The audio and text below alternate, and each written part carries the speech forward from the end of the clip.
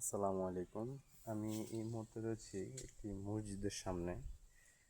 তো আপনাদের ভিডিওটা করার উদ্দেশ্য হচ্ছে আসলে আপনাদের কিছু একটা দেখাই।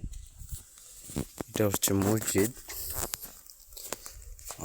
মসজিদ হচ্ছে এখানে নামাজ হচ্ছে 1:30-এ।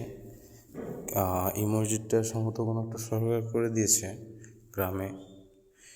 1:30-এ জামাত, জোহরের জামাত হচ্ছে 1:30-এ, এখন বাজে 1:28।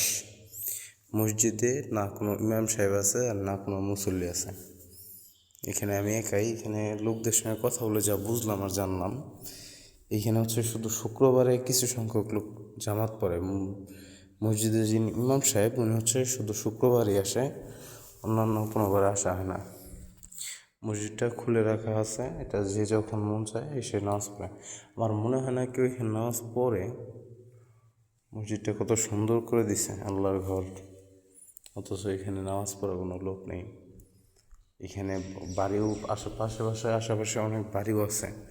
আপনার যদি দেখাই, আশেপাশে অনেক বাড়ি আছে, কিন্তু আসলে নামাজ পড়ার মতো এরকম কোনো লোক নেই।